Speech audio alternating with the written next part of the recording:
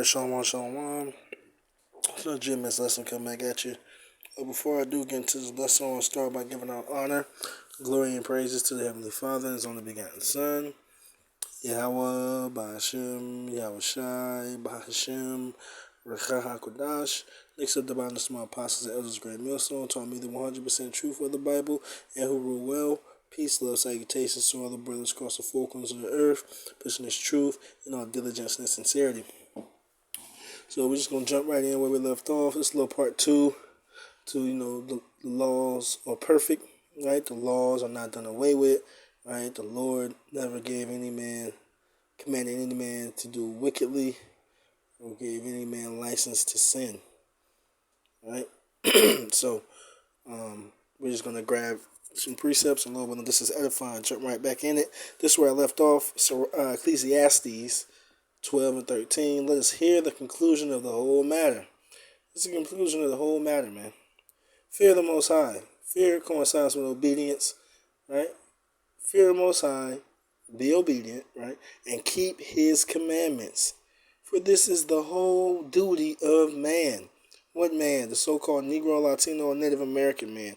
You're the true biblical Hebrew Israelite, along with the Israelite foreigners as well. Excuse me. But what?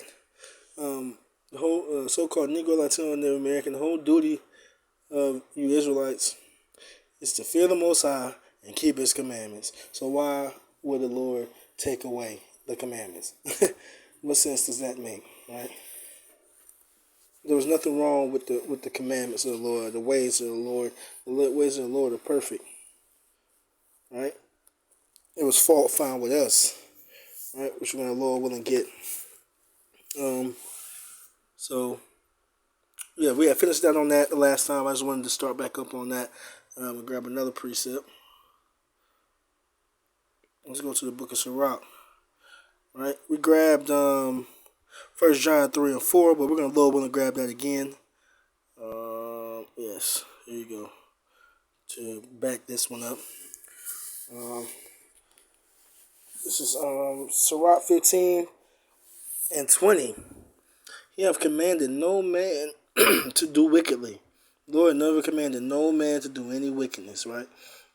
Neither have He given any man license to sin, right?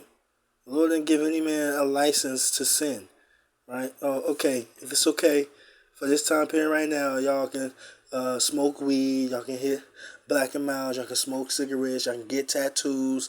As a man, you can sleep with another man's wife, because that's what adultery is, not having more than one woman, but sleeping with another man's wife, right? It's okay if y'all sleep with another man's wife, and as a woman, it's okay if you step out on your husband and sleep with another man, right? It's okay if you worship Buddha, Allah, Santa Maria, right? Satan, Baphomet, right? It's okay if you celebrate these hell days, these pagan holidays, Christmas, Thanksgiving, 4th of July, Labor Day, Memorial Day, New Year's Eve, Valentine's Day. It's okay, right? Where in the scriptures does it say that? The scriptures say, neither have He given any man license to sin. Because what sin is, that's what we just, the things I just said through the Spirit, those are all sins, according to the scriptures. Now let's get, again, what sin is. And then we're going to come back to that, because we're going to get that definition of the word license. This is 1 John 3 and 4. Whosoever committeth sin transgresseth also the law. For sin is the transgression of the law. The Lord never gave any man any license to transgress the laws, statutes, and commandments. Never. Right? So let's go. Real quick.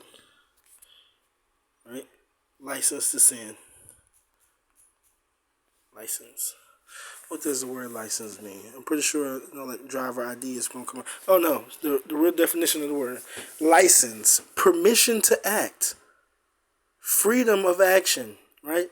We're still held to the standard that we agreed to, right? Exodus 24 and 6, we made a covenant with the Most High, right? um, the Lord never gave us permission to sin. A permission granted by competent authority to engage in a business or occupation or in an activity otherwise unlawful. Right? So the Lord gave us permission, right? Because we got to pick the bones out of this. So what's been said is the Lord gave us permission, right? Because He is the competent authority. He is the authority, right?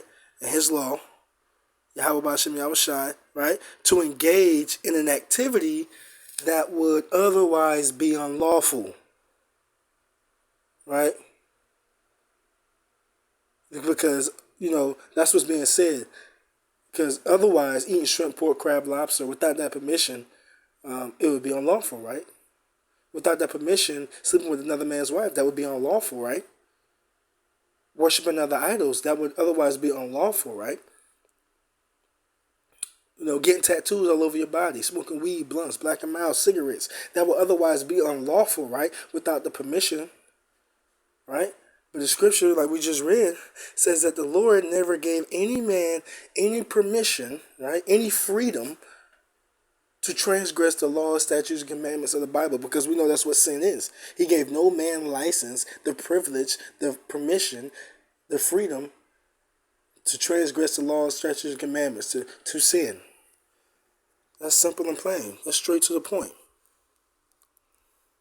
Right? So do we need to go back to that? We need to go back to that Sirach 15. I think we good on that Sirach 15. I'm going to read it again. This is Sirach 15 and 20. He have commanded no man to do wickedly. Why would the Lord tell us it's okay to do anything wicked? Right? Man with man, woman with woman. Why would the Lord tell us at one time it was wrong and then another time it's okay? Let's grab something real quick.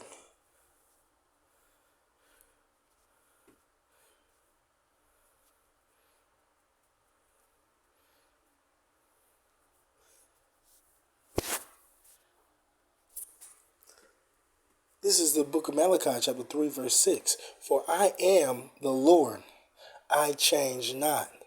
Therefore ye sons of Jacob are not consumed. So here's the point. The point being, for I am the Lord. The Lord He's the Lord, right?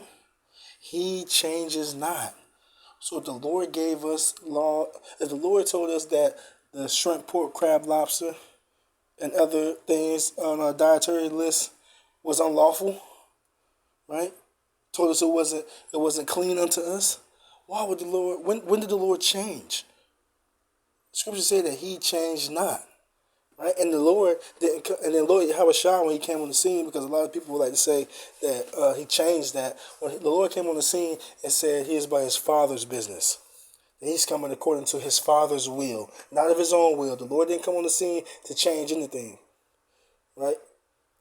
The Lord didn't come on the scene to have it His way. He came on the scene to continue in the Father's way, continuing the Father's purpose, the Father's will. All right, we read that all throughout the Scriptures. Right? So let's grab something else.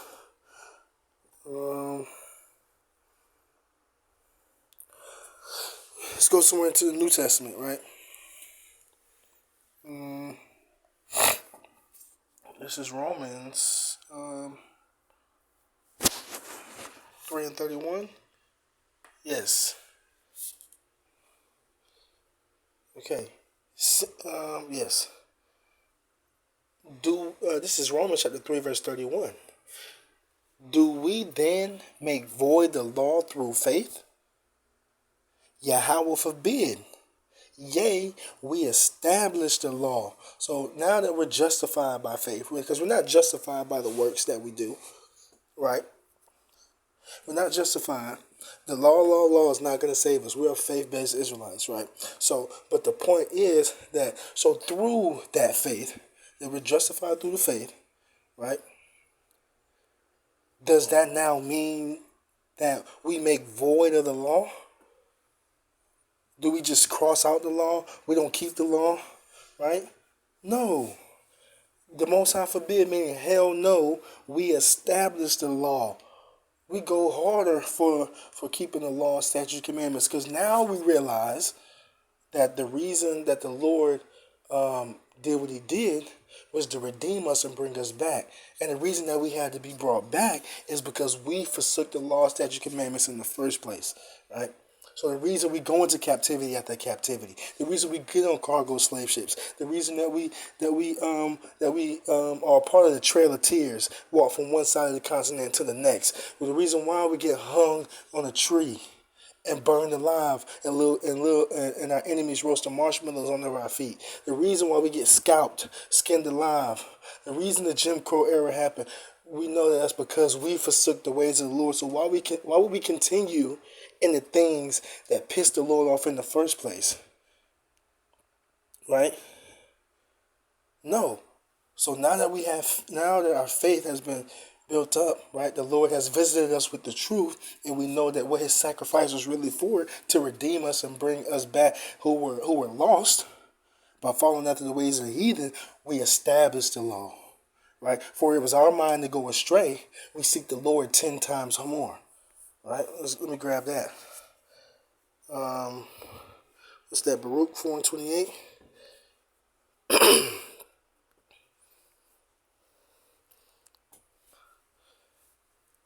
Yep. So this is the book of Baruch, chapter 4, verse 28. For as it was your mind to go astray from the Most High, so it was our mind, it was us that went off and followed the ways of the heathen, right? Forsook the ways of Yahweh Ba'Shem Yahushai, broke the covenant, broke the agreement that was made between he and the children of Israel in Mount Sinai by the hands of Moses, right?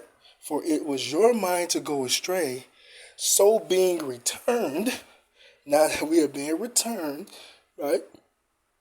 We're repenting, we're turning back, we're getting right with the Lord, right? Seek Him 10 times more. So we're going as hard as we can go in following the ways of Yahweh Hashem Yahushai, because now we have that understanding of why we were put in the positions that we were put in the first place, right? So we're going to seek Him 10 times more, which includes seeking the things that are pleasing to Him. First and foremost, seeking the Lord through what? Through His men that were set up, right? Because they're going to tell us where we're going off, right? They told us where we were going off, right? And how to get right with the Lord. So now we're going to seek Him 10 times more by saying the things that please the Lord, finding the things that please the Lord, and saying the things that displease the Lord, so that we can continue in the ways that please the Lord, right? So that we may receive the fruit of the tree of immortality, right? So with that, I'm going to close it out again, and I'm a Lord willing drop a part 3, starting off with that precept that I just quoted. But with that, I'm going to give peace and love to the elect. Shalom.